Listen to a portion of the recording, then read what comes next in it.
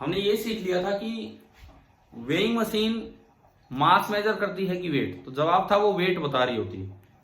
लेकिन एक दो स्केल्स भी देखे, बीम बैलेंस, स्प्रिंग बैलेंस, कोई मास मेजर कर रहा है, कोई वेट मेजर कर रहा है। अब दरअसल हम वेइंग मशीन के एग्जैक्ट काम की तरफ आते हैं कि भाई वेइंग मशीन जो हम यूज करते हैं, जिसमें हम अपना वेट देख रहे होते हैं, वो असल में क्या चीज मेजर करती है। पहले मैं उस पर आऊं। It actually measures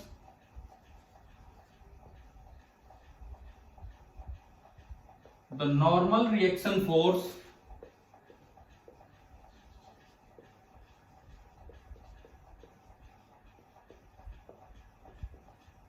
it actually measures the normal reaction force acting on the machine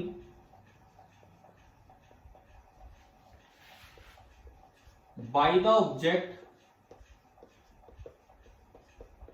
placed on it। असल में वेइंग मशीन का वेट से कोई मतलब नहीं, वो तो बाई चांस बराबर हो जाता है।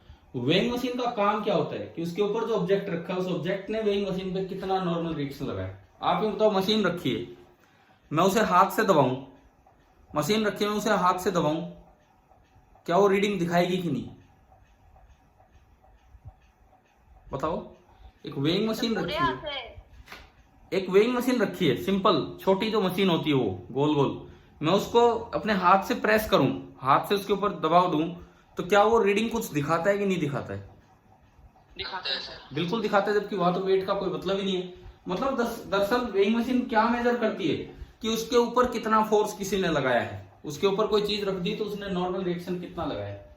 अब देखो, मान लो ये कोई ऑब्जेक्ट है, ऑब्जेक्ट नहीं कोई आदमी है, इसका मास है m, तो जो इसका ट्रू वेट होगा धरती की तरफ, जो इसका ट्रू वेट होगा दैट इज mg, है ना भाई, ये सब तो जानते ही हम। जो इसका वजन होगा, वेट होगा, दैट इज mg। अच्छा, अब देखो, अगर मैं इसको एक वेइंग मशीन पे लेके चलूं इस इंसान को, सपोज कहीं ये वेइंग मशीन है और इस पे ये आदमी है, ये पूरी मशीन है, इस पे m मास का मैन है। अब मुझे इस मशीन में इसकी रीडिंग देखनी भी, क्या आएगी? मशीन क्या रीड करेगा? ऊपर लिखा हुआ है, मशीन क्या रीड करती है कि भाई मशीन के ऊपर इस इंसान ने, इस ऑब्जेक्ट ने कितना नॉर्मल रिएक्शन लगाया। दरअसल ये जो n होगा, this will be the reading of machine. और ये बात तो लॉजिकल भी है, लॉजिकल भी, उसके ऊपर जितना दबाव डालोगे उतना ही वो दिखाएगी। तो ये रीडिंग इसके वेट के बराबर कैसे आ जाती है बताओ? ये जो रीडिंग है इसके वेट के बराबर कैसे आ जाती है? इसको मैं बोल रहा हूं वेइंग मशीन। तो इसको समझने के लिए आप एफबीडी ऑफ मैन बनाएं, एफबीडी ऑफ मैन। इस आदमी पे कौन कौन से फोर्स लग रहे होंगे बताओ? कौन कौन से फोर्स लग रहे होंगे इस इंसान पे? एक तो नीचे mg, और बताओ दूसरा n। By Newton's third law, by Newton's third law, जब मशीन पे आदमी ने नॉर्मल रिएक्शन n नीचे लगाया, तो बदले में अगर मैं इसको एक्शन बोलूं तो मशीन ने आदमी पे n ऊपर लगाया होगा, दिस इज द रिएक्शन। ये होगा यहां पे रिएक्शन फोर्स। आया ना समझ में? और ये आदमी तो रेस्ट पे, मशीन के ऊपर आदमी रेस्ट पे है, तो मैन का एक्सेलरेशन है 0। अगर एक्सेलरेशन 0 है तो फोर्स बैलेंस होनी चाहिए, तो अगर फोर्स बैलेंस हो गई तो n बराबर mg। अब m तो था मशीन की रीडिंग, तो जो मशीन की रीडिंग आएगी that will be equal to mg, और mg था इसका ट्रू वेट, इसलिए इसको बोल देते हैं वेइंग मशीन।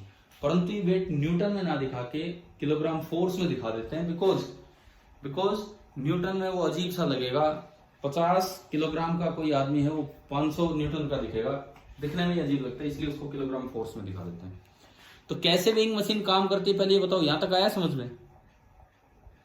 ठीक है, आपने वेइंग मशीन कभी यूज की है? छोटी वेइंग मशीन देखी है क्या? एक गोल सी होती है, एक छोटी सी वेइंग मशीन होती है, देखी होगी, कई जगहों पे रखी रहती है, हॉस्पिटल्स में रखी रहती है, आंगनबाड़ियाँ होती है उनमें रखी रहती है, देखी है कि नहीं देखी कभी? ठीक है। और मैं भी रेलवे स्टेशन पे भी थोड़ी बहुत वेइंग मशीन टाइप, ये तो यार ऐसा बन रहा है जैसे धर्म काटा हो इस आदमी के लिए, इतनी बड़ी नहीं होती मशीन, तो छोटी सी होती है वो। अब देखो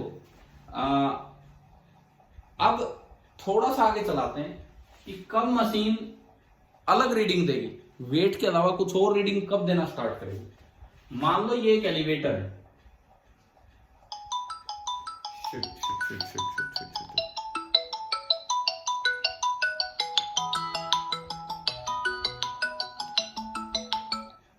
म्यूट हो गया सर। अरे म्यूट नहीं हुआ, बीच में कोई कॉल आ गई थी। जब कॉल आती तो आपको पता नहीं लगता ना शायद। अब ये फ्लाइट मोड में भी तो नहीं कर सकते ना, नेटवर्क तो तभी आएगा जब ये ऑन रहेगा, इसमें कॉल वॉल आ जाती है बीच में। देखिए हालांकि मैं अटेंड नहीं करता हूँ कभी भी कोई भी कॉल इस तरह क्लास में। ये है क्या करूं,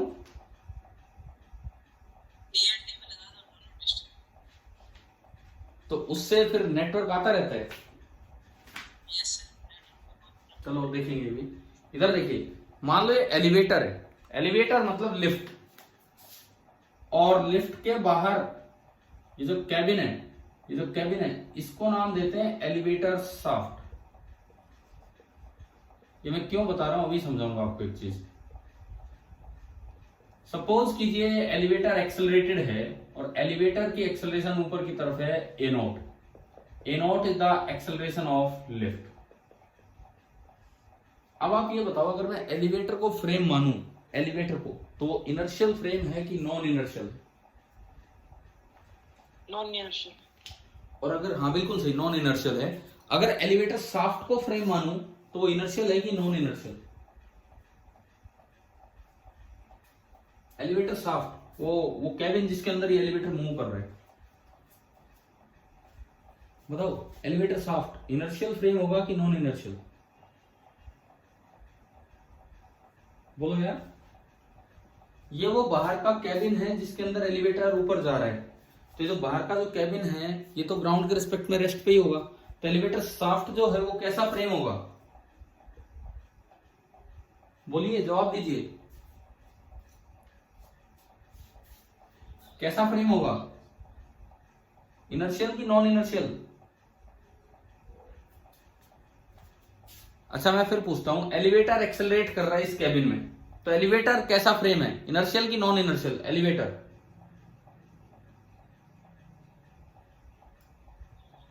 कहां गई आवाज सारी? एलिवेटर एक बार रिपीट कर। मैं ये दो सवाल आपसे पूछ रहा हूं। ये एलिवेटर ऊपर एक्सेलरेट कर रहा है इस कैबिन में, इस कैबिन को बोल देते हैं एलिवेटर शाफ्ट, जो साइड का हिस्सा होता है उसमें एलिवेटर ऊपर एक्सेलरेट कर रहा है। पहला सवाल, एलिवेटर को अगर मैं फ्रेम बनाऊं तो वो कैसा फ्रेम है, इनर्शियल कि नॉन इनर्शियल?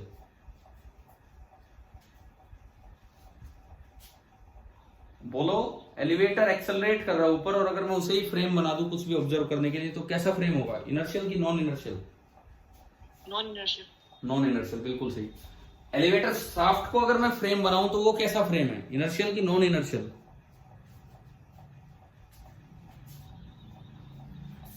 एलिवेटर शाफ्ट मतलब साइड का वो लोहे का पार्ट जिसके अंदर ये एलिवेटर मूव करता है, जिसके रिस्पेक्ट में एलिवेटर ऊपर मूव करता है, तो वो तो रेस्ट पे है ग्राउंड के रिस्पेक्ट में, तो फिक्स है, वहां पे कैबिन है, एक फिक्स कैबिन। अब बता दो, मैंने काफी टाइम हो गया मुझे पूछते हुए, ढंग से जवाब ही नहीं आ रहा है। ये इनर्शियल मैं इसलिए बोल रहा हूँ, कई बार बच्चे शाफ्ट वर्ड पढ़ते ही नहीं है। क्वेश्चन में दिया होगा कि elevator shaft is the frame, वो मान जाते हैं कि एलिवेटर इज द फ्रेम। अब एलिवेटर एक्सेलरेट करता है, एलिवेटर शाफ्ट एक्सेलरेट नहीं करता है, तो ये इनर्शियल फ्रेम होगा और वो नॉन इनर्शियल फ्रेम। चलो अब देखते हैं कि रीडिंग कितनी होगी वेइंग मशीन की। Weighing machine in an accelerated elevator, suppose ये पार्ट है weighing machine in an accelerated elevator, ये पार्ट है, इसको हम देखते हैं। देखो सबसे पहली बात, आप चाहें तो with respect to ground FBD बना के सोल्व कर सकते हैं, और चाहे तो with respect to elevator. Suppose मैं विद रेस्पेक्ट टू ग्राउंड देखूं, आंसर सेम आया दोनों से। एफबीडी ऑफ मैन बनाए विद रेस्पेक्ट टू ग्राउंड, तो ग्राउंड तक इनर्शियल फ्रेम कंसीडर किया जाता है। अब मैं आदमी का एफबीडी बनाऊं तो इस पे फोर्सेज, बोलिए कि इस आदमी पे कौन कौन से फोर्सेज लग रहे हैं। विद रेस्पेक्ट टू ग्राउंड कोई एक्स्ट्रा फोर्स शुरू तो आना नहीं, एक एमजी नीचे लग रहा होगा और एक नॉर्मल रिएक्शन ऊपर लग रहा होगा।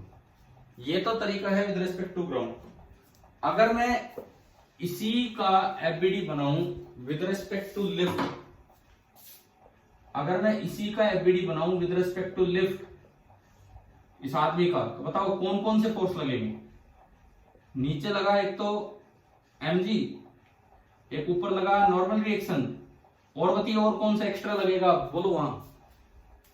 Pseudo force. शूडो फोर्स किधर लगाऊं, अगर लिफ्ट ऊपर एक्सेलरेट कर रही है तो सर नीचे की तरफ. नीचे की तरफ, और कितना लगेगा pseudo force, M naught. m mass of object into acceleration of frame n। इसका एफबीडी अलग बना, उसका एफबीडी अलग बना। ग्राउंड के रेस्पेक्ट में देखते हो तो जब लिफ्ट एक्सेलरेट कर रही है तो आदमी भी एक्सेलरेट कर रहा होगा, तो ग्राउंड के रेस्पेक्ट में अगर देखा जाए तो इस आदमी की एक्सेलरेशन होगी a नॉट ऊपर, लेकिन लिफ्ट के रेस्पेक्ट में आदमी रेस्ट पे है तो लिफ्ट के रेस्पेक्ट में इसकी एक्सेलरेशन होगी 0। लिफ्ट के रेस्पेक्ट में इसकी एक्सेलरेशन होगी 0। रीडिंग का मतलब है कि आप n निकाल लीजिए, अगर आपको n मिल गया तो आपको एलिवेटर की रीडिंग मिल जाएगी भाई कितनी है। चलिए ऊपर वाली डायरेक्शन को पॉजिटिव लेते हुए, ऊपर वाली डायरेक्शन को पॉजिटिव लेते हुए पहले यहां न्यूटन्स लॉ लगाएं कि क्या बनेगा। बताओ इक्वेशन क्या बनेगी। Net force n minus mg, बोला करो आप, इसमें क्यों रुक गए हो, बताओ आगे बोलो। Net force n minus mg is equal to m into A naught, और यहां से n आ गया mg plus m A naught. ये बताओ ये इक्वेशन समझ में आई कि नहीं आई। तो एक बार सेम वहां से आना आंसर, उधर देखो आप, with respect to lift acceleration 0 है। एक्सेलरेशन 0 का मतलब है कि नेट फोर्स 0 होगा। नेट फोर्स 0 करना है तो जितना फोर्स ऊपर लग रहा है उतना ही नीचे लगा दो। तो बताओ क्या इक्वेशन बनी, n is equal to mg plus m A naught. बताओ चाहे आप फ्रेम लिफ्ट को मान लो चाहे आप फ्रेम ग्राउंड को मान लो, आंसर नॉर्मल रिएक्शन का सेम आएगा। क्या ये बात क्लियर होगी है कि नहीं आपको। Yes sir. ठीक है, अब देखो इसके बाद सुनो, इसके बाद ये है कि ये ट्रू वेट से ज्यादा रीडिंग आ रही है कि कम रीडिंग आ रही है। ये जो वेट अभी दिखा रहा है मशीन, बताओ देख के। ज्यादा mg प्लस समथिंग, तो जो रीडिंग अभी दिखती है इसको बोल देते हैं अपेरेंट वेट। तो इस case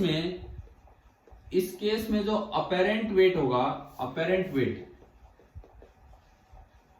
that will be greater than true weight. Apparent weight will be greater than the true weight. ये कब है, जब लिफ्ट ऊपर की तरफ एक्सेलरेट हो रही है। आप बताएं कि पहला समझ में आ गया कि नहीं। पहला केस मतलब वेइंग मशीन का काम वेट मेजर करना नहीं है, नॉर्मल रिएक्शन मेजर करना है, वो कम ज्यादा भी हो सकती है वेट से। तो हम याद भी कर लें कि जब वेइंग मशीन ऊपर एक्सेलरेट होगी, वेइंग मशीन ऊपर की तरफ जाएगी, तो जो नॉर्मल रिएक्शन लगेगा वो ट्रू वेट से ज्यादा होगा, तो रीडिंग थोड़ी ज्यादा नजर आएगी। फर्स्ट पार्ट हो गया क्लियर, ठीक है। अब सेकंड पार्ट लेते हैं कि ये, अच्छा ऐसा हो सकता है क्या एलिवेटर नीचे आ रहा हो, एलिवेटर नीचे आ रहा हो और तब भी रीडिंग ज्यादा आ रही है। बताओ क्या ऐसा पॉसिबल है कि एलिवेटर नीचे आ रहा हो और तब भी रीडिंग ट्रू वेट से ज्यादा है।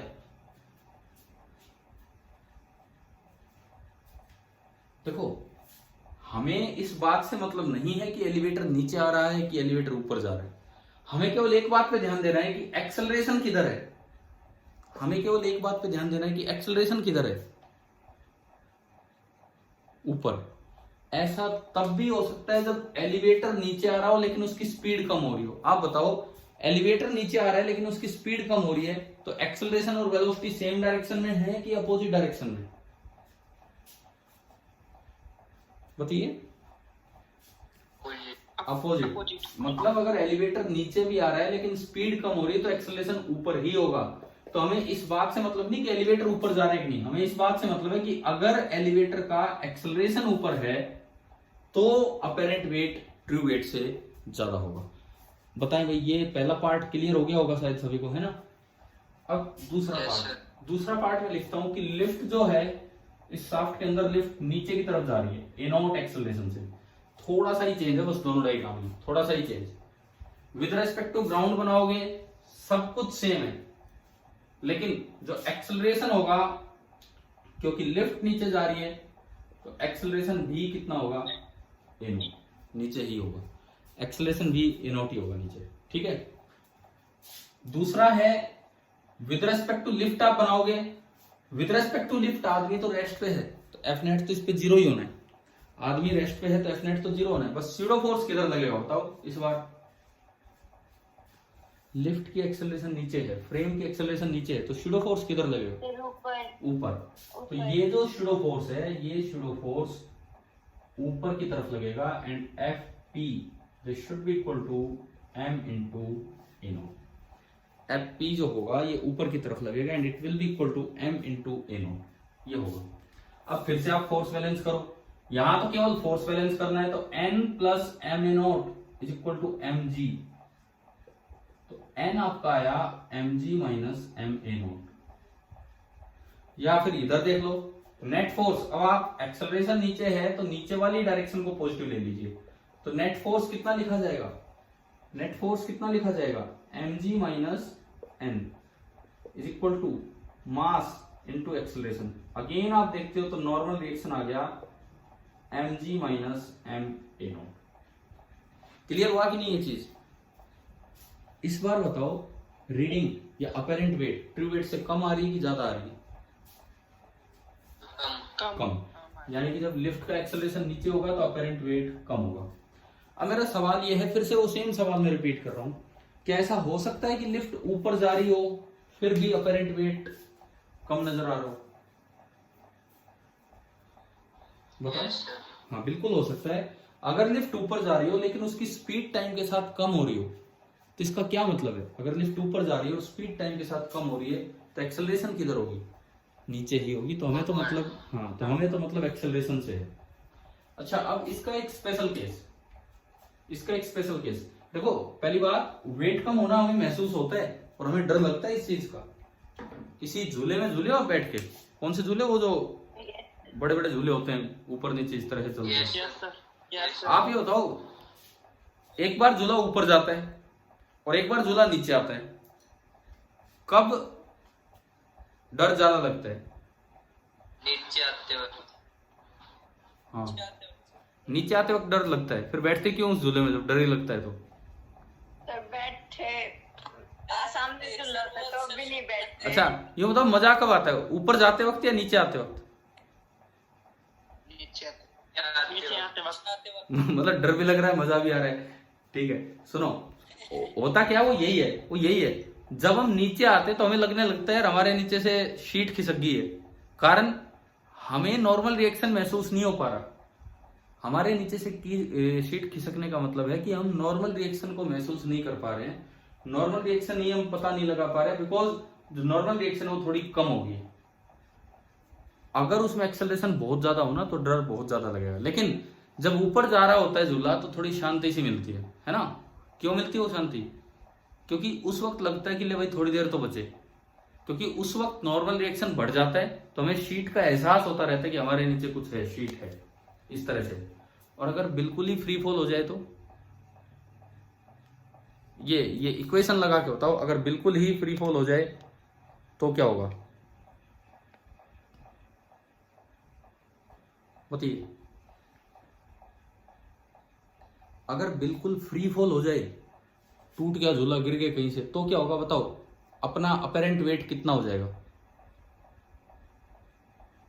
अगर फ्री फॉल हो गया तो ए नोट की वैल्यू कितनी हो जाएगी ये बताओ। मैं उस स्पेशल केस पे आ रहा हूं जी। अगर फ्री फॉल हो गया तो ए नोट की वैल्यू होगी जी। जब यहां जी रखोगे तो M G minus M G, normal reaction कितना हो गया, 0। इसका मतलब उस वक्त वेटलेसनेस की सिचुएशन आ जाती है और वो सबसे डरावनी होती है। उस वक्त वेटलेसनेस हो जाता है और वो सबसे डरावनी। बंजी जंपिंग सुनिए? हाँ जी, यस सर। की तो नहीं होगी शायद, किसी ने की तो नहीं होगी, नो सर। या कोई करके भी आ चुका क्या? Bungee jumping? बंजी जंपिंग बोलते हैं जिसे, उत्तराखंड और इस साइड में काफी होती है, हरिद्वार साइड भी। यस। उसमें उसमें फ्री फॉल करवाते हैं, उसमें ऊपर से इस तरह से गिरा देते हैं एक इंसान को कि जैसे फ्री फॉल होगा, जब तक वो नीचे जाके रस्सी टाइट ना हो। वो अलग तरह की रस्सी होती है, अगर नॉर्मल रस्सी से आप फ्री फॉल करोगे तो फांसी लग जाएगी, लास्ट में ऐसा हो जाएगा। वो अलग तरह की रस्सी होती है। तो उसमें बड़ा डरावना होता होगा उस समय कि जब बंजी जंपिंग होती है तो बिल्कुल वेटलेस हो जाता है आदमी। वेटलेसनेस का मतलब है कि हम बहुत कुछ अजीब अजीब सा महसूस करते रहते होंगे इस तरह से। ठीक है, एक सवाल आ जाए, मैं इसी पे है, क्या कह रहे हो? घड़ी का टाइम रुक जाता है? घड़ी का टाइम? कौन सी घड़ी है? वो डिपेंड करता है कि कौन सी घड़ी है। सर जो नॉर्मल घड़ी होती है। ना ना, नॉर्मल नहीं, ये जो घड़ी के टाइम रुकने वाली बात है, ऐसा कुछ नहीं होगा। ये जैसे क्या होता है, अभी मैं बताऊंगा। कुछ ग्रेविटी बेस्ड वॉच होती हैं, कुछ ग्रेविटी बेस्ड वॉच होती हैं जिनको बोलते हैं पेंडुलम क्लॉक। पेंडुलम क्लॉक का टाइम रुकता है, स्प्रिंग क्लॉक का टाइम नहीं रुकता है। खैर ये सवाल ठीक है, एक अच्छा सवाल है फिजिक्स का, लेकिन इस चैप्टर के लायक नहीं है। ये जब ऑसिलेशन वाले चैप्टर में चलते हैं तो वहां पे क्वेश्चन आता है। बट आपका, मैंने जो आपको जवाब दिया है, कुछ समझ में आया होगा क्या होता है क्या नहीं। ठीक है, वो टाइप्स ऑफ वॉचेज जब पढ़ेंगे उस चैप्टर में चल के, वहीं जाके ये चीजें क्लियर हो जाएंगी। पेंडुलम क्लॉक है तो उसका टाइम रुक जाता है। अब इसमें देखो क्यों रुक जाता है भाई, सब कुछ रुक जाता है, सब कुछ ही रुक जाता है। जैसे मान लो ये पापा है, इसके हाथ में कोई बच्चा है, मतलब बच्चे का पापा है यार कोई, ठीक है, इसने बच्चे को ऊपर उछाला, ऐसे बच्चे को उछाल के खेल रहा था और एकदम से लिफ्ट का हो गया फ्री फॉल। तो जब तक ये दोनों नीचे टच नहीं हो लेंगे ना, जब तक ये लिफ्ट नीचे टच नहीं हो लेगी, तब तक ये बच्चा इसके हाथ में नहीं आएगा। अब आप सोचो कैसी सिचुएशन है। एक छोटा बच्चा था, उसको यूं उछाला है और एकदम से लिफ्ट का फ्री फॉल हो गया, तो बच्चा आपके हाथ में ही नहीं आ पाएगा, यानी कि वो आपके हाथ में आने में इनफाइनाइट टाइम ले लेगा। इसीलिए कहते हैं कि घड़ी रुक गई, घड़ी बिल्कुल रुकी गई, ये हाल हो गया। ठीक है, तो ये लास्ट केस है जब बिल्कुल जी से फॉल हो जाए। तो अब एक और चीज, मान लो फ्री फॉल नहीं हुआ ना, मैं इस पे एक क्वेश्चन पूछ रहा था फ्री फॉल पे ही। एक सवाल आ जाए कि एक ऑब्जेक्ट को, आदमी को नहीं, एक ऑब्जेक्ट को मैंने ऊपर थ्रो किया है, जब वो हवा में है तो उसका अपेरेंट वेट कितना है बताओ? जब वो हवा में है तो उसका अपेरेंट वेट कितना है, mg या 0? बस ये सवाल है मेरा। एक ऑब्जेक्ट को हमने ऊपर थ्रो किया है, जब वो हवा में है तो उसका अपेरेंट वेट mg है कि 0 है? ट्रू वेट तो डेफिनेटली mg है, हाँ, लेकिन अपेरेंट वेट का मतलब है कि उसको कितना वेट महसूस हो रहा होगा। किसी भी फ्रीली फॉलिंग ऑब्जेक्ट को वेटलेसनेस महसूस होती है, मतलब ये बात आप याद कर लीजिए कि फ्रीली फॉलिंग ऑब्जेक्ट का ट्रू वेट तो जो चेंज होना ही नहीं है, लेकिन अपेरेंट वेट बिल्कुल 0 हो जाता है। कैसे? वो ऐसे, समझ में आ गया यहां से? मतलब कैसे, अगर आप उसके नीचे एक लिफ्ट भी लगा दें फ्रीली फॉलिंग ऑब्जेक्ट के नीचे, तो भी नॉर्मल रिएक्शन नहीं लग पाएगा, इसका मतलब उसका अपेरेंट वेट है 0। ठीक है, अब अगली चीज, आखिरी केस, अगर मान लो एक्सेलरेशन मोटर ने दिया है, फ्री फॉल नहीं है, एक्सेलरेशन मोटर ने दिया है, but that is greater than g. अब क्या होगा? नीचे की तरफ ये लिफ्ट का एक्सेलरेशन, मोटर ने एक्सेलरेशन दे रखा है, but that is greater than g. एक बार ये फॉर्मूला लगाओ, अगर a naught greater than g है तो नॉर्मल रिएक्शन क्या आ गया? पॉजिटिव की नेगेटिव? नेगेटिव। इसका क्या मतलब होता है? देखो, नॉर्मल रिएक्शन पॉजिटिव आने का मतलब है कि कॉन्टेक्ट भी है और कंप्रेशन भी है। शायद कल की क्लास में, पिछली क्लास में जिक्र हुआ था क्या कॉन्टेक्ट कंप्रेशन का भी, 1-2 क्लासेस है ना। तो अगर नॉर्मल रिएक्शन पॉजिटिव आ जाए तो इसका मतलब कॉन्टेक्ट भी है और कंप्रेशन भी है। नॉर्मल रिएक्शन 0 आ जाए, इसका मतलब कॉन्टेक्ट है बट कंप्रेशन नहीं है। और नॉर्मल रिएक्शन नेगेटिव आ जाए कहीं कैलकुलेट करने पे, इसका मतलब ना तो कॉन्टेक्ट है और कॉन्टेक्ट ही नहीं है तो कंप्रेशन तो हो ही नहीं सकता है। तो नॉर्मल रिएक्शन नेगेटिव आने का क्या मतलब है? क्या हो गया है? क्या हो गया है?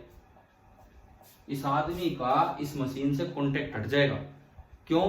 क्योंकि आदमी बंधा थोड़ी है मशीन से, आदमी के सर पे कोई फोर्स लग नहीं रहा, तो आदमी का तो मैक्सिमम एक्सेलरेशन नीचे की तरफ जी हो सकता है, लेकिन मशीन का एक्सेलरेशन ए नॉट जी से ज्यादा। थोड़ी देर के बाद मशीन ज्यादा नीचे गई, आदमी कम नीचे, तो थोड़ी देर के बाद आदमी मशीन के रेस्पेक्ट में यूं मिलेगा। समझ गए हो क्या? समझ गए हो क्या होगा? अगर जी से ज्यादा स्पीड से, जी से ज्यादा एक्सेलरेशन से अगर मशीन नीचे जाने लगे तो थोड़ी देर में इस आदमी का हाल ये हो जाना है, और थोड़ी देर में आदमी का हाल ये हो जाना है, और थोड़ी देर में आदमी का हाल ये हो जाना है। मतलब ये हाल हो जाना है, छत के टकरा जाओगे अगर आप इस तरह का कोई केस आ गया तो। बट ऐसी गड़बड़ होती नहीं है, क्योंकि ज्यादा से ज्यादा टूट ही गई लिफ्ट तो फ्री फॉल होगा, उसमें कॉन्टेक्ट तो बरकरार रहेगा लेकिन कंप्रेशन नहीं रहेगा। तो आप ये बताओ, क्या मशीन रिलेटेड ये बातें, इस तरह के क्वेश्चन आप कर पाएंगे अगर ऐसे कोई सवाल आते हैं नॉर्मल रिएक्शन निकालने पे, मतलब रीडिंग निकालने पे? ठीक है, जैसे देखते हैं, इस तरह सवाल देखते हैं इन्हीं पे कि किस तरह से लैंग्वेज आ जाती है हमें क्वेश्चंस में।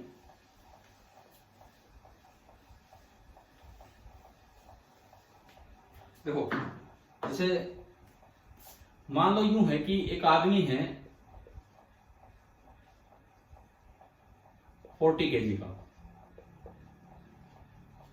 40 किलोग्राम का एक आदमी है, वो एक कैबिन में है,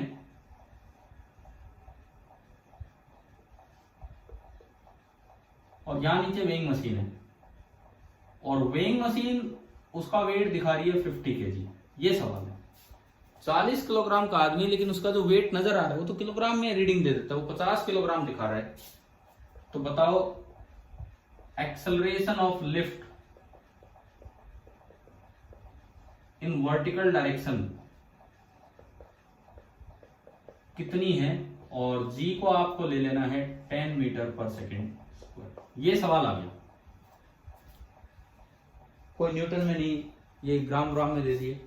पहली बात तो ये देखो, पहली बात, क्या ये अपेरेंट वेट ज्यादा दिखा रहा है कि कम दिखा रहा है? ज्यादा। इसका मतलब लिफ्ट किधर जा रही होगी? ऊपर, मतलब लिफ्ट का एक्सेलरेशन किधर होगा, ऊपर की नीचे? ऊपर, डेफिनेटली ऊपर होगा। लिफ्ट का जो एक्सेलरेशन होगा वो ए नॉट मान लिया ऊपर।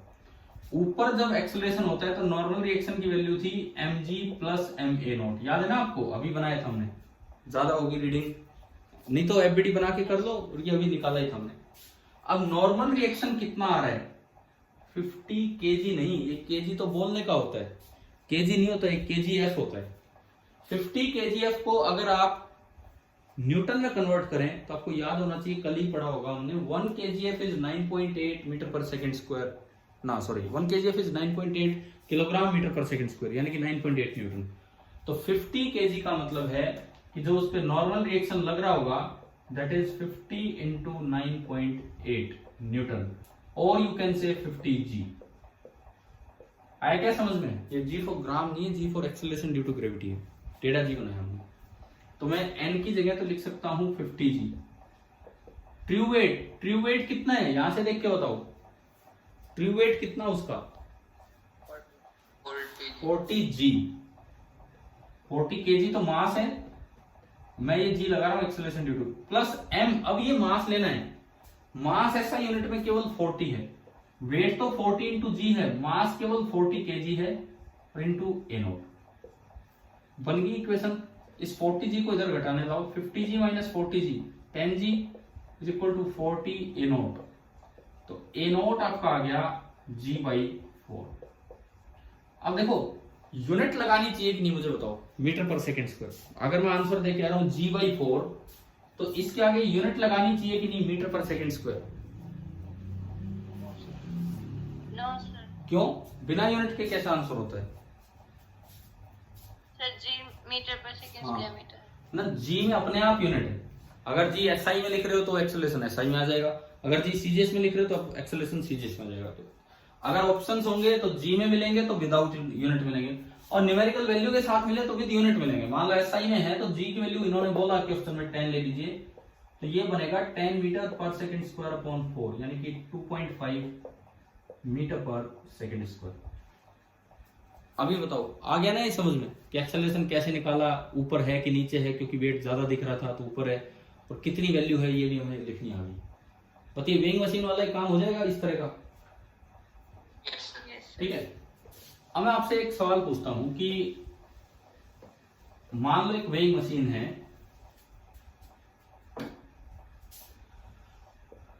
सपोज ये एक वेइंग मशीन है और इस बार मैं आदमी थोड़ा बड़ा बना देता हूँ, मशीन छोटी होती है। ये आदमी है, इसका मास है कुछ भी m। अभी ये मशीन के ऊपर खड़ा है, आप मशीन के ऊपर खड़े हो, आपका कुछ वेट नजर आ रहा है। अब आप उसके ऊपर बैठ गए हो, अब पहले मशीन के ऊपर खड़े थे और अब आप उसके ऊपर बैठ गए हो, तो आपके वेट में क्या चेंजेस आएंगे, ये सवाल है। सवाल आ गया समझ में? वेट मतलब मैं वेट ही करूंगा, आपका वेट करेंगे बिल्कुल कि आप जवाब दीजिए। लेकिन सर वैसे वेट नहीं कह रही तो थी तो मैं। तो तो तो तो क्या कह रहे हो? मुझे लगा आप कह रहे हो कि वेट हम सोच रहे हैं। आपको बताना है चेंजेस इन वेट। अगर ये आदमी इस पे बैठता है तो जो रीडिंग होगी उसमें क्या क्या चेंजेस होंगे, ये पहले बहुत खड़ा ज्यादा था। आएगी। नहीं, मैं वेट ही कर रहा हूं, आप 2-4 मिनट जवाब दीजिए इसका। देखो ऑप्शंस दे देता हूं ना आपको 2-3। पहला रिमेन्स द सेम, ये बैठेगा तो बिल्कुल सेम रहेगा, कोई फर्क ही नहीं पड़ेगा उस प्रोसेस के दौरान, बैठने के दौरान। दूसरा फर्स्ट इंक्रीजेस देन डिक्रीजेस, बीच में क्या हुआ बस वो देखना हमें। तीसरा first decreases then increases. Finally तो सेम है। एंड चौथा है ओवरऑल इंक्रीजेस, कि लास्ट में इंक्रीज हो गया। ये 4 मैंने आपको ऑप्शंस दिए, आप सोचिए इसके बारे में कि भाई क्या होना चाहिए।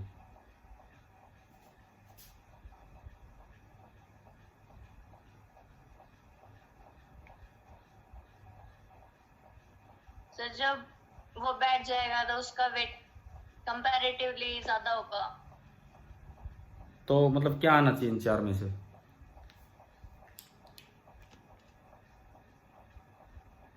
Overall increase. तो भाई एक बच्चे का आंसर आया है ये ओवरऑल इंक्रीज।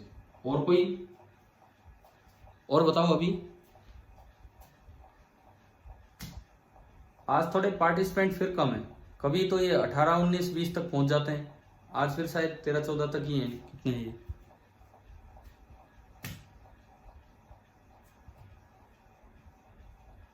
हाँ भाई बताओ यार, और जवाब दो आप, और कोई जो भी आंसर आ रहा है।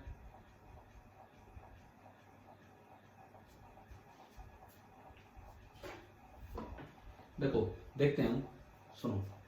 सबसे पहले आदमी इसके ऊपर रेस्ट पे है, पहला केस।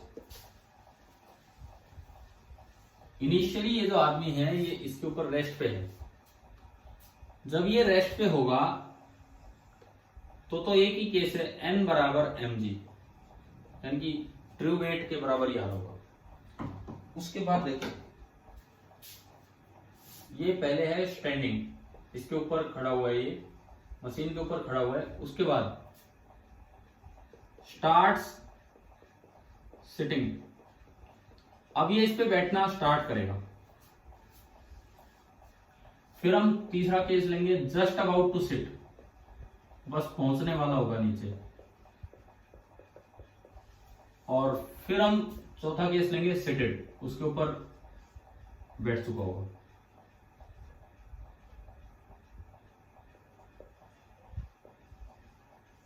देखते हैं। देखो पहला केस है तो नॉर्मल रिएक्शन बराबर mg होगा। दूसरा केस, ये मशीन है और इसने बैठना स्टार्ट किया इस तरह से, जैसे भी ये नीचे की तरफ बैठना स्टार्ट करता है। अब यूं बताओ, जब ये बैठने लगा है तो इसकी वेलोसिटी नीचे की तरफ आई है कि ऊपर की तरफ? जब ये आदमी बैठने लगा है तो इसकी वेलोसिटी नीचे की तरफ आई है कि ऊपर की तरफ? नीचे। नीचे। और पहले रेस्ट पे था और अब कुछ वेलोसिटी है, तो वेलोसिटी बढ़ी है कि कम हुई है? पहले रेस्ट पे था और अब कुछ वेलोसिटी आई, मतलब वेलोसिटी बढ़ी है और नीचे की तरफ बढ़ी है। तो अगर वेलोसिटी बढ़ी और नीचे की तरफ बढ़ी है तो एक्सेलरेशन किधर है इस वक्त? इस आदमी में फिलहाल एक्सेलरेशन किधर है, नीचे की ऊपर? नीचे। नीचे है सर। इस समय एक्सेलरेशन नीचे है, मैंने माना कि ये नोट है। जस्ट अबाउट टू सिट, अब इसे रुकना होगा। अरे आपको बैठना होता है, क्या ये अपने घुटने फुड़वाते हो क्या आप भाई पड़क एकदम से बैठ के? कैसे बैठते हो? अपने आप कॉमन सेंस है कि जब नीचे भिड़ने वाले हो, नीचे टिकने वाले हो, तो अपनी स्पीड को हम कम कर ले। हम अपने घुटनों से अपने आप ब्रेक लगा लेते हैं कि नीचे जाते जाते फिर से स्पीड कम हो जाए। ऐसा नहीं कि हम 5वीं मंजिल से उतर के आ रहे हैं, हम तो जरा सा ही चल रहे हैं, लेकिन उसमें भी हमारा ब्रेन अपने आप ऐसे मैनेज करता है कि पहले तो स्पीड बढ़ती है और फिर जैसे ही टकराने वाले होंगे, अगर स्पीड बढ़ती रही फिर तो यार फूट जाएंगे घुटने, तो आराम से हम अपना ब्रेक लगाते हैं। तो अब बताओ, जब आप बैठने वाले हैं, जब आप इस पे और नीचे हो चुके हैं, तो आप एक तरह से ब्रेकिंग मोड में आ जाते हैं। अपने हाथ पांव पे लगा लिए, ब्रेकिंग मोड में आ गए आप। ब्रेकिंग मोड में आ गए मतलब क्या? जा तो नीचे ही रहे हैं लेकिन स्पीड कम हो रही है कि ज्यादा हो रही है? कम। कम। इसका मतलब वेलोसिटी नीचे और कम हो रही है, तो एक्सेलरेशन किधर होगा? ऊपर। ऊपर। एंड लास्ट केस, जब आप इस पे बैठ चुके हैं, तो भाई जब बैठ ही चुके हैं तो बस बैठ गए यहां पे, ठीक है ना? ये बैठ गए आप इसके ऊपर। अब फिर से आप रेस्ट पे आ गए हो, तो अगेन आपका एक्सेलरेशन 0। अभी जैसे आप में से बच्चे सोच रहा था कि बैठने के बाद तो वेट बढ़ जाएगा। अरे बैठने के बाद सरफेस एरिया बढ़ जाएगा, वेट थोड़ी बढ़ जाएगा। सरफेस एरिया तो बढ़ गया भाई। मान लो पहले हमारे केवल बस पांव नीचे पंजे कांटेक्ट में थे, अब थोड़ा ज्यादा एरिया कांटेक्ट में होगा, लेकिन वेट कैसे बढ़ जाएगा? मैटर तो उतना ही हमारे अंदर। तो अगेन लास्ट स्टेज होगी N4 is again equal to mg। तो एक ऑप्शन तो गलत हो गया, आखिरी ऑप्शन तो गलत हो गया कि ओवरऑल इंक्रीज होगा। ठीक है, अब इन दो सिचुएशन में हम पता लगाएं कि नॉर्मल रिएक्शन पे क्या फर्क पड़ा होगा। केवल एफबीडी ऑफ मैन सोचिए।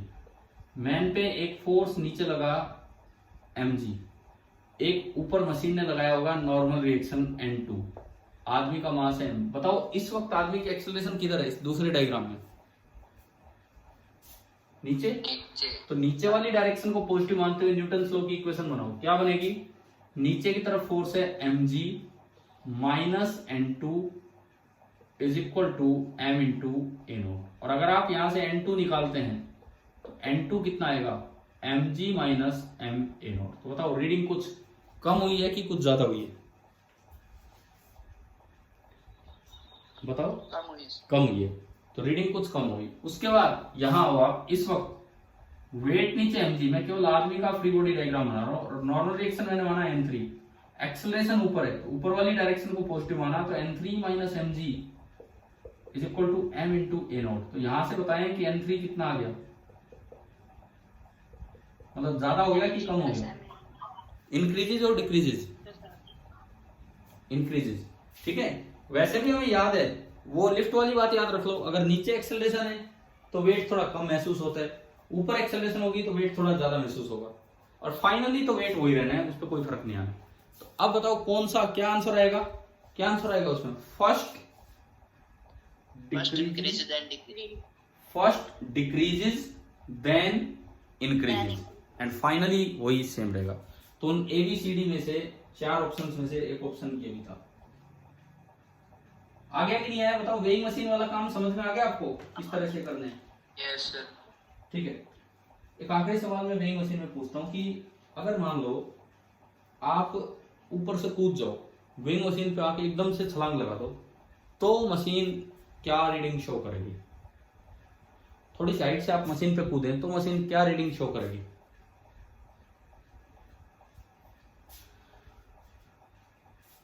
समझ गए? ये न्यूमेरिकल नहीं, ये कॉन्सेप्चुअल प्रॉब्लम्स हैं जो ऑब्जेक्टिव में बन के आती हैं, इस तरह की बातें।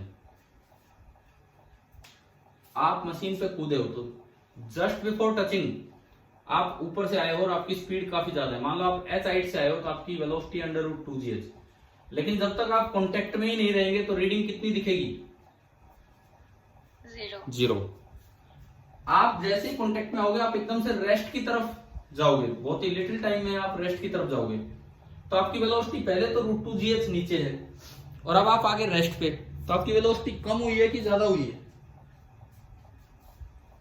बताओ, आपकी वेलोसिटी कम हुई है कि ज्यादा हुई है? कम। कम हुई है। वेलोसिटी नीचे की तरफ थी और कम हुई है, तो एक्सेलरेशन किधर होगा? ऊपर। ऊपर। Upward. और एक्सेलरेशन अगर ऊपर है तो रीडिंग ट्रू वेट से क्या होगी? ज्यादा होगी। एंड फाइनली मान लो लास्ट केस वही है कि आप इस पे रुक गए हो तो सीधा क्या होगा? mg। तो मतलब इस सवाल का क्या जवाब होगा? अगर आप ऊपर से थोड़ी हाइट से कूदते हो मशीन पे तो रीडिंग क्या होगी? जब तक आप कांटेक्ट में नहीं आए तो रीडिंग 0 थी। एकदम स्टार्टिंग में जैसे ही आप टच होंगे रीडिंग बहुत ज्यादा दिखेगी, लेकिन फिर वो कम होके, इसमें ऐसा नहीं कि फर्स्ट इंक्रीज देन डिक्रीज, आप इसको तो काउंट ही मत करो। जब से रीडिंग दिखेगी एक सडन जंप मारेगी रीडिंग एंड देन वो अपने 0 लेवल पे आ जाएगी। और वो डिपेंड करता है कि ऑप्शन किस तरह से क्या लैंग्वेज में लिखा हुआ है। बाकी आपको समझ में आ गया है कि नहीं ये वाला सवाल भी? आ गया सर। ठीक है, तो मैं मान के चलूं कि वेइंग मशीन से रिलेटेड क्वेश्चंस तो हो जाया करेंगे, कोई भी अगर इस तरह का पार्ट आता है तो। ठीक है, यस सर। ठीक है। अब देखो,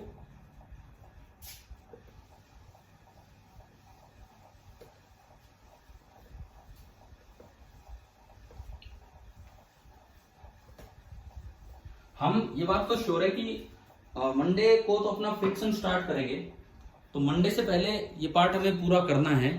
चाहे उसके लिए बीच के 2 दिन वैसे आपके छुट्टियों के होते हैं, लेकिन कोई बात नहीं यार, अभी छुट्टियां आपको मिली थी ना 4 दिन की पीछे भी, यस। तो अगर जरूरत पड़ेगी तो हम क्लास लगा लेंगे, क्योंकि मंडे से हमें फ्रिक्शन स्टार्ट करना है। तो मंडे से पहले अपना ये विदाउट फ्रिक्शन वाला पार्ट तो एटलीस्ट हम पूरा कर पाए, वो चीज तो हम सीखेंगे भाई क्या सर है। वैसे तो 1 जुलाई से 26 जुलाई तक छुट्टियां ही हैं। कोई बात नहीं, यहाँ तो कैसी छुट्टियां हो तो वैसी छुट्टियां हैं, बस जो भी है। अच्छा, अब देखो सुनो, आगे हम थोड़ा बढ़ते हैं इसमें। क्वेश्चंस तो किसी भी टाइप के आ सकते हैं, कैसे भी अलग अलग तरह से आपसे सवाल पूछे जा सकते हैं। मान लो जैसे कोई लिफ्ट टाइप है या कुछ भी इस तरह का दिया गया है, यही लगा लो कि मैंने करवाया था शायद, लेकिन मैं उसमें कुछ और भी पूछ लेता हूं अभी। ये एक फिक्स्ड वेज है और इसमें ये एंगल है थीटा, ये एंगल है θ1 और ये एंगल है θ2। ट्रायंगल के तीनों एंगल आपको दे दिए। सवाल हम लेके चल रहे हैं। एक ब्लॉक यहां है,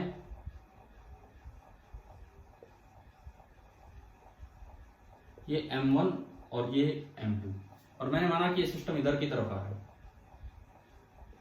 ये फिक्स है, ये फिक्स है, ए एक्सेलरेशन से सिस्टम इधर की तरफ आ रहा है। तो आप इसमें क्या बताओगे? आप इसमें ये बताओ कि force on the pulley by the spring क्या है? What is the force on the पुली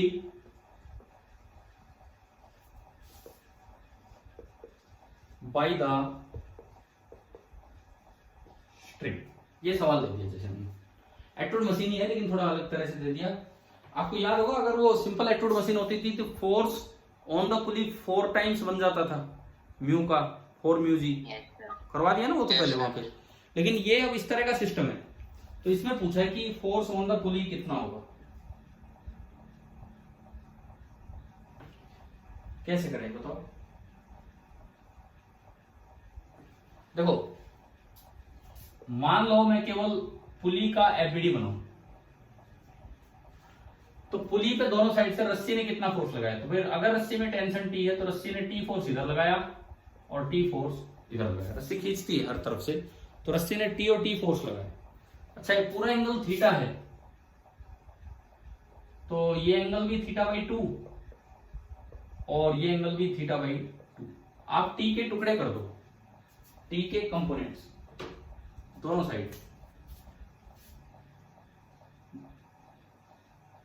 ये नीचे वाला बनेगा टी कोस θ/2। हाँ भाई, आ रहा है क्या समझ में? और Yes, sir. ये वाला बनेगा टी साइन θ/2।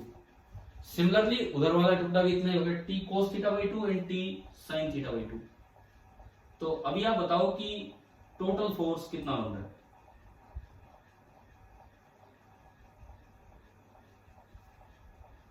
कितना है टोटल फोर्स बताइए। ऐसे आप ये भी बना दोगे T sine theta by 2 and T cos theta by 2। तो टोटल फोर्स कितना आया by the string on the पुली, ये तो कैंसिल हो गए। तो रस्सी ने नीचे की तरफ फोर्स लगा रखा है कितना, इस डायग्राम को देख के बोलो। 2t into cos of theta by 2। थोड़ा एंगल का ध्यान रखना चाहिए, कौन सा एंगल दिया है। अगर दिया हो कि वे रस्सी इतने एंगल से मुड़ी है, अगर दिया हो ना रस्सी इतने एंगल से मुड़ी है पुली से, तो मुड़ने वाला एंगल तो ये है ये। मान लो क्वेश्चन में दिया हो कि रस्सी इतने एंगल से मुड़ी है, तो पहले थीटा निकालो 180 में से वो घटा के। समझ में आ गया। जैसे होता क्या है, बच्चा ये सवाल करके चला गया, एग्जाम में कोई और सवाल आ गया, उन्होंने ये एंगल दे रखा, डायग्राम नहीं दे रखा, ये दे रखा कि रस्सी इतने एंगल से मुड़ी है, तो फिर आपको ध्यान देना है थीटा ये नहीं, थीटा मतलब पहले निकालो 180 में से घटा के निकालो और फिर उसके अकॉर्डिंग आगे बढ़ोगे। कि यहां तक आया समझ में इतना पार्ट, ठीक है।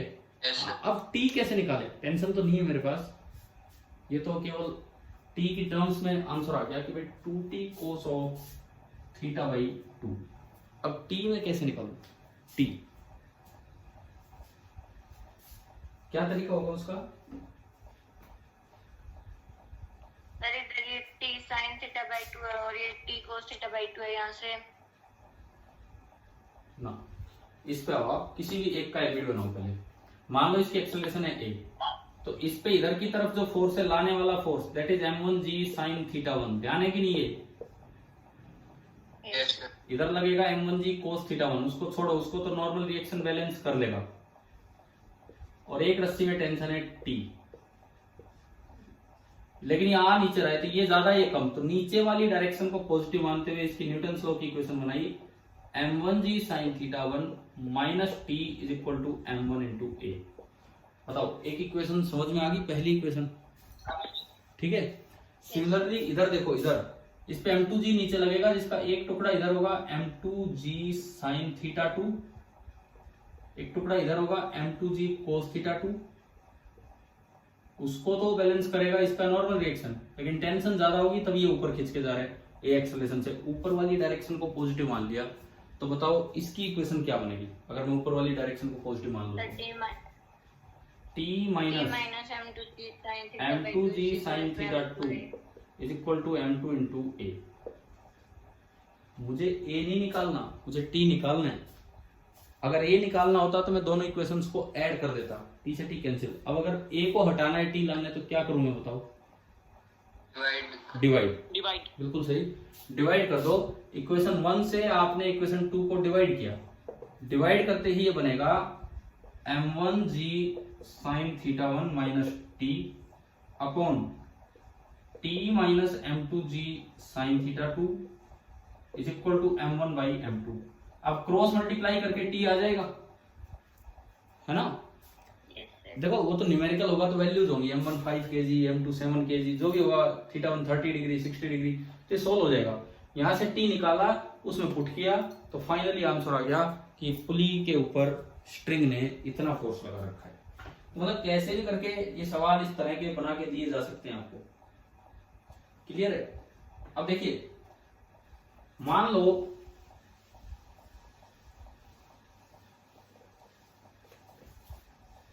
दो सिचुएशन में आपको दिखा रहा हूं, आप बताओ बिल्कुल एक जैसी हैं कि अलग अलग है।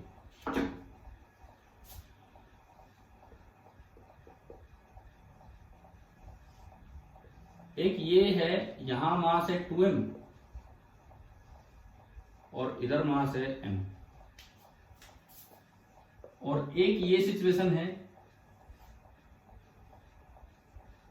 यहां मास है 2m और इधर यूं दिखा रखा है कि इसको नीचे खींच रहे हैं विद अ फोर्स mg। बताओ क्या दोनों सिचुएशन सेम है कि कुछ अलग होगा।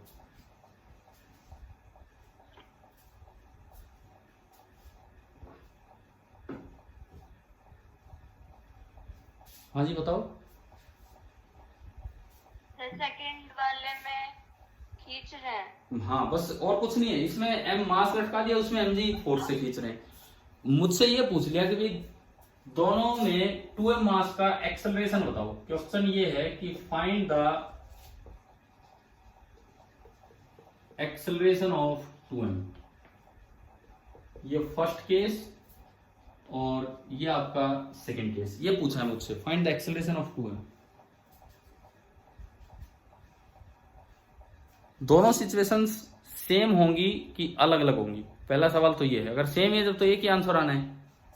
अलग अलग होंगे, इतना पता है। इतना पता है? इतना कैसे पता है? तो चलो कोई बात नहीं वो एक है। ये हम खींच रहे हैं तो यहाँ पे कुछ फोर्स। अच्छा चलो कोई नहीं, तो फर्क क्या है? अगर मैं डिफरेंस की बात करूं तो डिफरेंस क्या है? सेकंड वाली कंडीशन में हम खींच रहे हैं तो कुछ फोर्स हमारा भी लग सकता है वहां पे। सारा ही हमारा लग रहा है, हम ही खींच रहे हैं। अच्छा सुनो, मैं अभी आता हूँ इस चीज पे। मैं यार एक बात फिर बताऊं, अभी मैंने बीच में देखा पार्टिसिपेंट्स 13 हैं शायद, 13 के करीब है, 13-14 कितने हैं। टेस्ट कितने बच्चे दोगे? वो लास्ट टाइम तो 7 बच्चों ने दिया था कभी पेपर, मतलब जितने अटेंड करते हैं क्लास उतने भी नहीं दे रहे। अभी टेस्ट क्यों नहीं दे रहे हो? और अगर नहीं देना है तो फिर मैं क्यों बनाऊं टेस्ट? मेरे चले जाएंगे 3-4 घंटे अब टेस्ट बनाने में। कितने बच्चे इंटरेस्टेड हैं आज शाम को टेस्ट देने में? क्या आज शाम को टेस्ट देने में कितने बच्चे इंटरेस्टेड हैं? Yes sir. आपको कितने बजे? कितने बजे? तो 6:40, 6:40। यस सर, ले लो। मेरी क्लास स्टार्ट होगी 10th की, क्योंकि आपने ये टाइम ले लिया, ये मेरा टाइम 10th क्लास का 10th F1 का था ये टाइम, आपने टाइम ले लिया, तो मैं उनकी क्लास फिर शाम को 6:40 पे लगाई, तो उस समय आपका टेस्ट रख देंगे। तो वही है ना यार, मैं इतनी देर पेपर बनाऊं, मैं देखता हूँ 7 बच्चे पेपर देने आ रहे हैं, ये तो सारी गड़बड़ है फिर। अच्छा एक बात बताओ, क्या आप लोगों ने अपना रिपोर्ट कार्ड देखा था उस दिन, हर एक बच्चे ने? Yes sir. Yes sir. एक बार तो गलती से पहली बार जो भेजा उसमें तो क्या हुआ, वो डेट 11 का अपने आप 12 बन गया, किसी का 13 बन गया, वो एक अलग था। मैंने फिर ठीक करके दोबारा भेजा था, उसमें केवल वो कॉलम ब्लैंक छोड़ रखा है जो आपके आरपीएस टेस्ट सीरीज का जो कॉमन टेस्ट होते हैं ना, 3 हो चुके शायद। Yes sir. तो वो तो आप अपने आप फिल कर सकते हैं कि आपके कितने मार्क्स आए फिजिक्स में, क्योंकि आप सबको पता है, क्योंकि वो तो बड़ी लिस्ट होती है, उसमें कहा मैं ढूंढूंगा किसके कितने हैं। मैंने अपना जो फिजिक्स के जितने भी टेस्ट हुए अभी तक, हर बच्चे का वो रिपोर्ट कार्ड दे दिया। आप क्या अपने पेरेंट्स को दिखाया किसी ने वो कि हाँ भाई ये हमारा परफॉर्मेंस है अभी तक? Yes sir. पक्का दिखाया था? कितने बच्चों ने दिखाया था घर वालों की कि भाई ये हमारी फिजिक्स की परफॉर्मेंस है? दिखाया था सर। आया था सर। ठीक है, तो यार उससे देखो, मैं आपके लिए बार बार टाइम लगा रहा हूं कुछ भी करने के लिए, कि भाई कभी पेपर ले रहे हैं, कभी रिपोर्ट कार्ड बना रहे हैं, कभी कुछ कर रहे हैं, और आप लोग पेपर ही देने नहीं आ रहे हो। ऐसा क्यों करते हो? आज कम से कम 15 से 20 के बीच में स्ट्रेंथ होनी चाहिए टेस्ट में, जैसी पहले हुआ करती थी, 15 से 20 के बीच में। इतने ही बच्चे क्लास अटेंड करते हैं, तो मैं उनसे कह रहा हूं कि भाई ये एटलीस्ट प्रेजेंट हो क्लास में। 11 ही है सर। अरे 11 तो अब हो गए होंगे, अभी कल परसों 2 दिन क्लास हुई, जब करीब करीब 18-19 पार्टिसिपेंट्स थे। मैं 15 का टारगेट रख रहा हूँ। अब पता नहीं कहाँ चले जाते हैं स्टूडेंट यार, हद है। क्या 15 बच्चे, 11 अभी हैं, तो ये 11 के 11 तो आए हैं शाम को टेस्ट में। यस। ठीक है, यस सर। सबके रिपोर्ट कार्ड में एक एंट्री होगी, आपको नया रिपोर्ट कार्ड भी दे दिया जाएगा। आरपीएस टेस्ट सीरीज वाले अगर मैं उसमें से हटा दूं तो मैं आपका ये भी बना दूंगा, लेकिन ये एक रिकॉर्ड रहेगा आपके पास कि आप क्या परफॉर्म कर रहे हो क्या नहीं। चलो ठीक है, अब देखते हैं इस सवाल पे आते हैं, इसको देखते हैं। देखो दोनों में डिफरेंस क्या है। अगर किसी भी सवाल में किसी जगह रस्सी यूं दिखा रखी है कि रस्सी को F फोर्स से खींचा जा रहा है, that is the tension in the रस्सी, that is the tension in the rope. ठीक है, कभी भी अगर यूं दिखाते हैं तो वो अलग से कोई वेट नहीं है, that is only the tension in the रोप। यानी कि अगर ये सवाल है तो ये आपको ये कहना चाह रहा है कि टेंशन इन द रोप कितनी है, mg। Tension in the rope हर जगह mg। लाइट रोप होती है तो टेंशन इन द रोप हर जगह mg। अब आप डायरेक्ट इसकी एक्सेलरेशन ले आओगे, डायरेक्ट इसका एफबीडी बताओ, 2m वाले का एफबीडी क्या बनेगा? नीचे कितना? 2mg। ऊपर टेंशन और एक्सेलरेशन हमें निकालनी है a। नीचे वाली डायरेक्शन को पॉजिटिव मानते हुए क्या इक्वेशन बनेगी?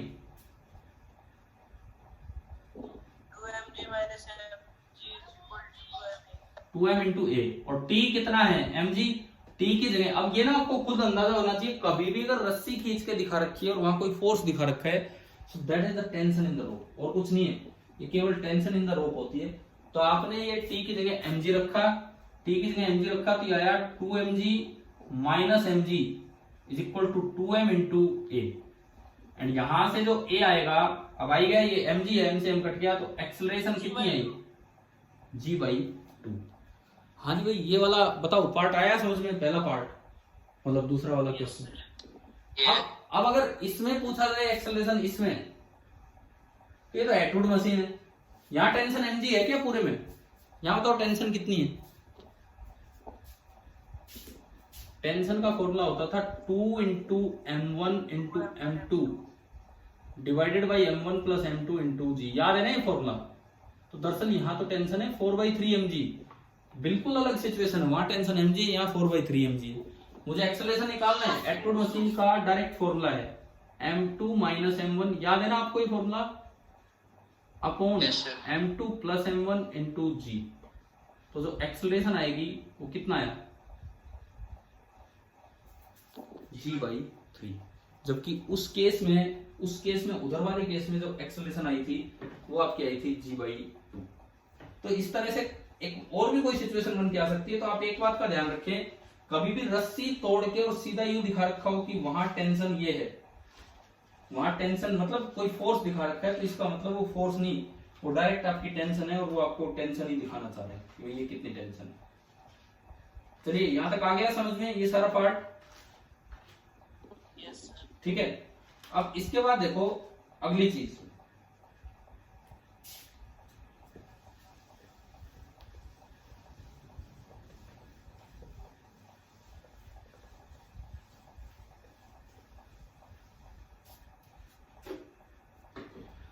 Next part is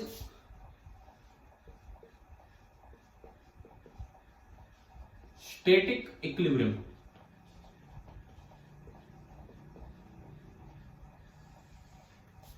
static equilibrium ये क्या चीज है, क्या मतलब है। एक दिन एक बच्चे ने इस पे एक सवाल भी भेजा था, फिर मैंने उस पर कहा था कि बाद में होगा, पता नहीं किसने आप में से भेजा होगा। यूं दो वेजेज हैं, दो प्लेन्स हैं, उनके बीच में एक स्फीयर फंसा हुआ है, भेजा था किसी ने आप में से भाई, ऐसा इस टाइप का कोई डायग्राम भेजा था क्या किसी बच्चे ने, इस तरह का कुछ। शांत ने भेजा। पता नहीं, चलो ध्यान नहीं मुझे जिसने भेजा। तो ये सब स्टैटिक इक्विलिब्रियम वाले पार्ट में आते हैं। इक्विलिब्रियम का क्या मतलब होता है, इक्विलिब्रियम का मतलब क्या होगा, दोबारा बोलो, इक्विलिब्रियम का क्या मतलब है। जो फोर्स सर, जो नेट फोर्स नेट फोर्स 0। ना, अब सुनो ध्यान से, इक्विलिब्रियम का मतलब होता है आइदर नेट फोर्स इज 0, और आगे चल के एक टर्म आएगी जो कभी डायमेंशन में पढ़ ली हमने, टॉर्क वर्ड आया, torque, yes sir. Net torque is 0। Yes, sir. अब देखो is a type of force.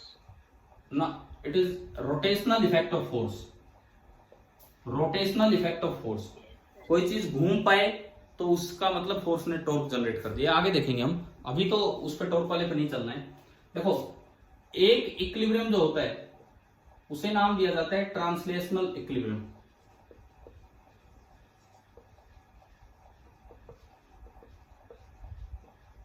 और एक इक्विलिब्रियम होता है उसे नाम दिया जाता है रोटेशनल इक्विलिब्रियम। अब चैप्टर पे डिपेंड करता है कि न्यूटन्स लॉ वाले चैप्टर में है तो खाली इक्विलिब्रियम भी लिखा है तो वो ट्रांसलेशनल इक्विलिब्रियम होगा, मतलब जिसपे नेट फोर्स 0 हो। और अगर आप रोटेशनल डायनेमिक्स में है तो खाली इक्विलिब्रियम लिखा है तो इसका मतलब वहां रोटेशनल इक्विलिब्रियम होगा, वहां पे नेट टॉर्क 0 होगा। अब उसको तो हम अभी छोड़ देते हैं, उस पर तो जाना ही नहीं है। तो हमारे काम का इक्विलिब्रियम है translational equilibrium. F net 0, F net अगर 0 है तो इसका मतलब एक्सेलरेशन 0 है। अब एक्सेलरेशन 0 के भी तो दो केस होते हैं, कौन कौन से। एक्सेलरेशन 0 के भी दो केस हैं, आइदर स्पीड इज कांस्टेंट और स्पीड इज 0। या तो वो चीज रेस्ट पे रहे, या फिर वहां पे स्पीड कांस्टेंट हो, ठीक है। जो स्पीड कांस्टेंट वाला ट्रांसलेशनल इक्विलिब्रियम है इसको नाम दिया जाता है डायनेमिक इक्विलिब्रियम। इसको नाम दिया जाता है डायनामिक इक्विलिब्रियम, स्पीड कांस्टेंट है। और जो रेस्ट वाला ट्रांसलेशनल इक्विलिब्रियम है, इसको क्या नाम दिया जाता है? स्टैटिक इक्विलिब्रियम, मतलब वो पार्टिकल रेस्ट पे। आपको पता है मैथ्स में, हायर मैथ्स में, 12th के बाद एक मैथ्स में एक ब्रांच आती है जिसे बोलते हैं स्टैटिक्स। सुना है ये वर्ड मैथ्स में, स्टैटिक्स? कब, आपने कौन सी क्लास में सुन लिया? बताओ एक बार यार। 10th में स्टैटिक्स थोड़ी आते हैं, 10th में तो स्टैटिस्टिक्स आया होगा। यस सर, वही। स्टैटिक्स अलग चीज है, स्टैटिस्टिक्स अलग है। स्टैटिस्टिक्स में तो वही मीन, मीडियन, मोड और वो बार ग्राफ और ये सब है ना, वो सब पार्ट चलता होगा। यस लेकिन ये स्टैटिक है। स्टैटिक्स मतलब जहाँ पे चीजें रेस्ट पे होंगी, और ये मैथ्स में, हायर अलजेब्रा में आता है, हायर मैथमेटिक्स में। तो उनको छोड़ो अभी, खैर वो हमें नहीं जाना। अब इस स्टैटिक इक्विलिब्रियम का मतलब है कि पार्टिकल रेस्ट पे है, नेट फोर्स 0 और पार्टिकल रेस्ट पे है। इसके भी 3 टाइप हैं। इस स्टैटिक इक्विलिब्रियम के भी 3 टाइप हैं। मैं आपको 3 एग्जांपल से सिखाता हूं। सपोज ये कोई खाई है, ये कोई पहाड़ी है, और ये एक सीधा मैदान है।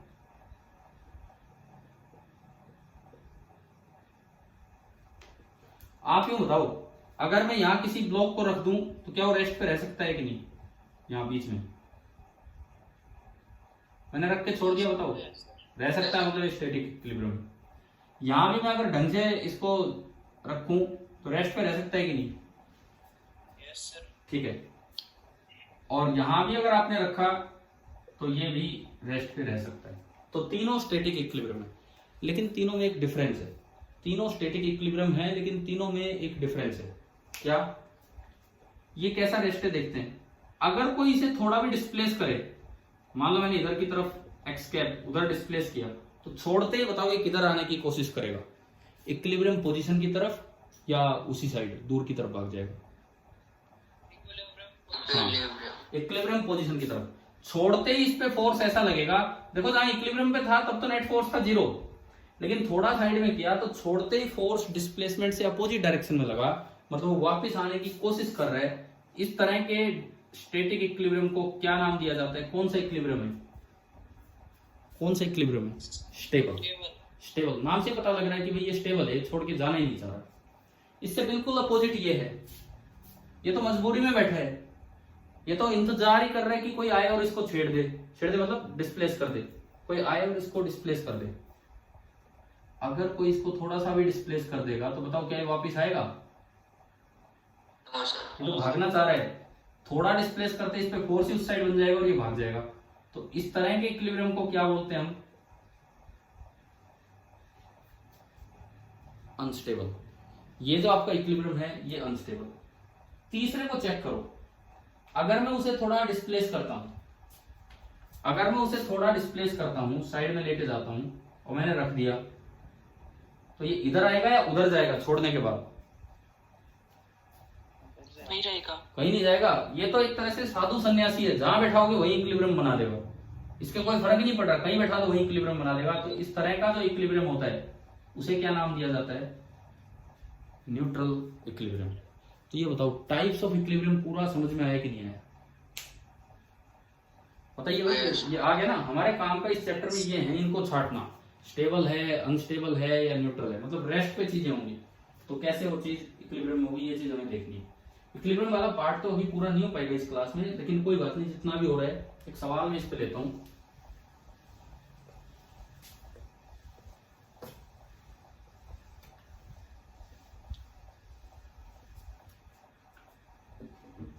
आपके ग्रुप जो है ये सब आपके कंट्रोल में होता है, पेरेंट्स के कंट्रोल में होता है? क्या मैसेज आ रहे हैं क्या नहीं? दोनों के। मतलब पेरेंट्स देखते हैं कभी कभार कि भाई क्या चल रहा है क्या? Yes sir. नहीं सर, दो फोन ऐड कर रखे हैं, दोनों पर ऐड है। तो फिर फिजिक्स में तो यार हमें ऐसा महसूस नहीं हो रहा ना, आप लोग टेस्ट कम देते हैं। सर आपने हटा दिया, एक नंबर है। मैंने कहा हटा दिया यार, दोबारा जुड़वा लो। मेरे क्या आप मैसेज कर दो। नहीं, आप दोबारा जुड़वा लो, अगर कोई ऐसी बात है तो मैं नहीं हटाऊंगा कोई नंबर। देखो एक ग्राफ है, एक और इस पे आते हैं।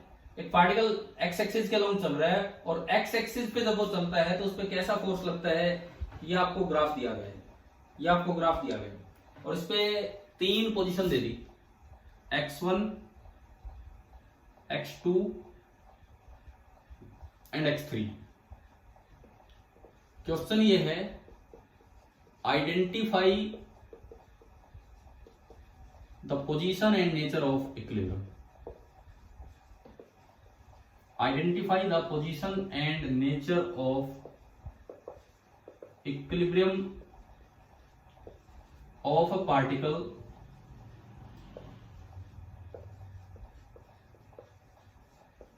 Moving on the x axis. मैं पहले एक चीज आपको बता दूं, क्लियर कर दूं कि आपका शाम कितने बजे स्टार्ट करें आपका पेपर? 6:30 कर दें?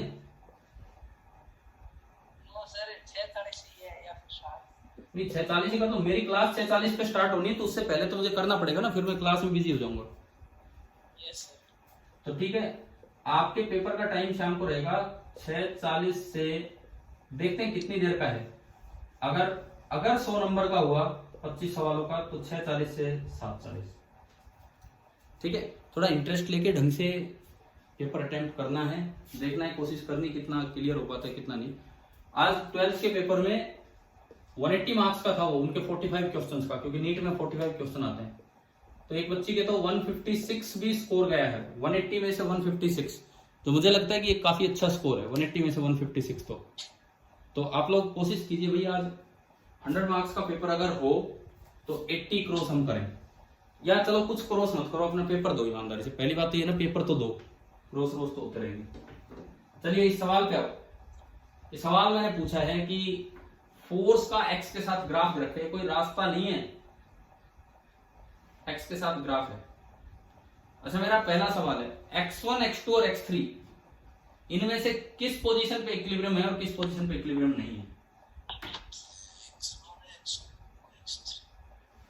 x1, x2 और x3 3 पोजीशंस दिखाई हैं, इनमें से किस पोजीशन पे इक्विलिब्रियम है और किस पोजीशन पे इक्विलिब्रियम नहीं है? सर x1 और x3 पे है। x2 पे दिख रहा हमें अनस्टेबल इक्विलिब्रियम, x2 पे ये पहाड़ी नजर आ रही है, पहाड़ी। सर आप भी बोले ग्राफ है, रास्ता नहीं। हाँ सही है, ये ऐसा मत देखना कि ये तो पहाड़ आ गया तो अनस्टेबल इक्विलिब्रियम ना, ये तो ग्राफ है भाई, fx, ये कोई रास्ता थोड़ी है। fx ग्राफ आपको दे रखा है, कभी इसको पहाड़ी की तरह देख के। कई बार बच्चा सोचता है कि डायरेक्ट आंसर दे के आता है, बोला यहाँ तो इक्विलिब्रियम ही नहीं है, गिर जाएगा, यहाँ इक्विलिब्रियम ही नहीं है, गिर जाएगा, और यहाँ इक्विलिब्रियम है और ये तो बस इधर उधर जाने वाला है तो अनस्टेबल। तीनों गलत आंसर हो जाएंगे। इक्विलिब्रियम वहां होगा जहां फोर्स 0 होगा। ग्राफ से देखो फोर्स कहां 0 है, x1 पे फोर्स कितना है? x1 और x2 0, x3 पे फोर्स 0 और x2 पे तो फोर्स नॉन जीरो है, x2 पे तो फोर्स नॉन जीरो है। तो पहली बात तो हमें ये समझ में आ गई कि ये जो पोजीशन है this is not equilibrium position. एक तो ये पोजीशन इक्विलिब्रियम पोजीशन है x1 पे, और एक ये पोजीशन इक्विलिब्रियम पोजीशन है x3 पे। अब अगला सवाल है nature of equilibrium, means stable, unstable और न्यूट्रल। ग्राफ देख के मैं कैसे बताऊं कि इक्विलिब्रियम स्टेबल है कि अनस्टेबल है कि न्यूट्रल? फोर्स, ये ध्यान रखना, किसी और चीज का ग्राफ नहीं है, डायरेक्ट फोर्स का ग्राफ है, फोर्स और एक्स का ग्राफ। इस ग्राफ को देख के मैं कैसे बताऊं कि एक्सेलरेशन ना सॉरी इक्विलिब्रियम कैसा है, स्टेबल है कि अनस्टेबल है कि न्यूट्रल है? डिस्प्लेस करके। अभी हमने देखा था इक्विलिब्रियम कैसा भी हो, आप उस पार्टिकल को थोड़ा भी डिस्प्लेस करो। अगर मान लो मैंने आगे की तरफ डिस्प्लेस किया, अगर मान लो मैंने आगे डिस्प्लेस किया और छोड़ने के बाद फोर्स भी आगे लग जाए, तो ये इक्विलिब्रियम कैसा है, स्टेबल है कि अनस्टेबल है? अनस्टेबल। और अगर मैंने आगे डिस्प्लेस किया और छोड़ने के बाद फोर्स पीछे लगे, तो ये इक्विलिब्रियम कैसा है, स्टेबल है कि अनस्टेबल है? स्टेबल। और वहां भी फोर्स 0 हो जाए तो न्यूट्रल। देखो देखते हैं अब इसको। मान लीजिए मैंने इसको थोड़ा पॉजिटिव डायरेक्शन में डिस्प्लेस किया, पॉजिटिव मतलब आगे की तरफ डिस्प्लेस किया। जब मैं यहां पहुंचूंगा तो ग्राफ से देख के बताओ इस पे फोर्स पॉजिटिव है कि नेगेटिव है, ग्राफ से देख के बताओ। जब पार्टिकल यहां पहुंचेगा तो ग्राफ कहता है कि इस पे फोर्स भी पॉजिटिव है, मतलब आगे ही लगेगा। तो फोर्स आगे लगेगा तो बताओ ये कैसा इक्विलिब्रियम है? जब मैंने इसको थोड़ा बताना सर अनस्टेबल अनस्टेबल, जिस बच्चे ने जवाब दिया बिल्कुल सही दिया कि ये जो इक्विलिब्रियम है ये अनस्टेबल है। दोबारा देख लो भैया, मुझे चेक करना है कि इक्विलिब्रियम कैसा है। मान लो मैंने पॉजिटिव डायरेक्शन में डिस्प्लेसमेंट लिया, थोड़ा पॉजिटिव डायरेक्शन में डिस्प्लेस करके मैंने छोड़ दिया, फोर्स वापस लगे तो स्टेबल इक्विलिब्रियम है, फोर्स आगे लगे तो अनस्टेबल है, और फोर्स वहां भी जीरो आ जाता तो न्यूट्रल होता। फोर्स दिखेगा ग्राफ से, मैंने इसको पॉजिटिव डायरेक्शन में डिस्प्लेस करके छोड़ा, इस पॉइंट पे ग्राफ कहता है कि फोर्स ऊपर है, मतलब पॉजिटिव, मतलब आगे लग रहा है। तो जब मैंने आगे डिस्प्लेस किया तो फोर्स आगे लग रहा है, तो कैसा इक्विलिब्रियम है? अनस्टेबल। आप इसको इधर भी चेक कर सकते हो। मान लो मैंने इसको नेगेटिव साइड में डिस्प्लेस किया यहां, और यहां आने के बाद मैं देखता हूं तो ग्राफ कहता है कि फोर्स भी कैसा लग रहा है उस पर, नेगेटिव, मतलब पीछे की तरफ ही। इधर डिस्प्लेस किया तो इधर भाग गया, उधर डिस्प्लेस किया तो उधर भाग गया। तो ये तो ऐसा हो गया जैसे एक पहाड़ी के ऊपर रखा हुआ। ये रास्ता तो हमें दिखा नहीं रखा, परंतु ऐसा केस हो गया जैसे पहाड़ी के ऊपर रखा है। तो ये वाला इक्विलिब्रियम कैसा हो गया आपका? Unstable equilibrium. आप एक चीज का ध्यान रखना, ये तब है जब ये फोर्स का ग्राफ है एक्स के साथ। जब आप वर्क एनर्जी वाले चैप्टर में चलोगे, ये क्वेश्चन दोबारा आएगा, वहां पोटेंशियल एनर्जी का ग्राफ आएगा एक्स के साथ। तो कंफ्यूज मत होना, कभी रट के चले जाओ इन रिजल्ट्स को, वहां अलग तरीके से देखना होगा। क्योंकि फोर्स वाले ग्राफ में तो डायरेक्ट फोर्स रीड हो रहा है, डायरेक्ट फोर्स रीड हो रहा है, पर किसी और चीज का ग्राफ होगा तो हमें फोर्स कैलकुलेट करना पड़ेगा। चलिए अब बताओ x3 कैसी इक्विलिब्रियम पोजीशन? x3 कैसी इक्विलिब्रियम पोजीशन देखते हैं। आपने यहां से थोड़ा पॉजिटिव डायरेक्शन में डिस्प्लेसमेंट दिया, ग्राफ में देखो यहां फोर्स कैसा है, नीचे बन रहा है, फोर्स कैसा है? नेगेटिव। नेगेटिव मतलब पीछे की तरफ। तो आपने जब आगे डिस्प्लेस किया तो फोर्स पीछे लगा, या मैं अगर नेगेटिव साइड में डिस्प्लेस करूं तो ग्राफ कहता है कि फोर्स कैसा है वहां? पॉजिटिव। पॉजिटिव मतलब आगे लगा, तो इधर गया तो इधर लगा, इधर गया तो इधर लगा। तो ऐसा है जैसे खाई में पड़ा हो। तो बताओ कैसा इक्विलिब्रियम है? स्टेबल। अनस्टेबल क्यों बोल रहे हो? ये कैसा इक्विलिब्रियम है? स्टेबल। तो ये अनस्टेबल इक्विलिब्रियम हो गया, ये स्टेबल इक्विलिब्रियम हो गया, और ये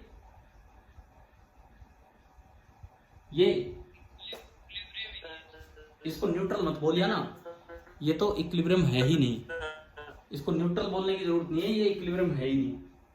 अभी बताओ आपको क्या ये पूरी सिचुएशन समझ में आ गई है कि नहीं? इक्विलिब्रियम पे अभी और क्वेश्चन चलेंगे, ये तो एक जस्ट शुरुआत की हमने इक्विलिब्रियम की। हाँ भाई, क्लियर है ये पूरा? ठीक है। अब आप एक काम कर लो, टेस्ट का टाइमिंग मैंने आपको बता दिया कि भाई ये टाइम है, तो कुछ तो यार उससे पहले आप कर लो एटलीस्ट। आप एक काम कर लीजिए, एचसीवी का जो चैप्टर 5 है, सब्जेक्टिव तो छोड़ो, अब आपने कुछ किए नहीं किए, मैंने बोला तो हुआ था पहले। एचसीवी का जो चैप्टर 5 है उसका केवल आप एक काम कर लीजिए, पेपर से पहले केवल और केवल ऑब्जेक्टिव फर्स्ट कर लीजिए। अभी बुक है आपके पास? अभी किसी बच्चे के पास बुक होगी घर पे? एक बार खोल के मुझे बताओ, चैप्टर 5 निकालो, एक बार खोल के दिखाओ ये पेज क्या है क्या नहीं। मतलब देखो आप चैप्टर 5 एचसीवी,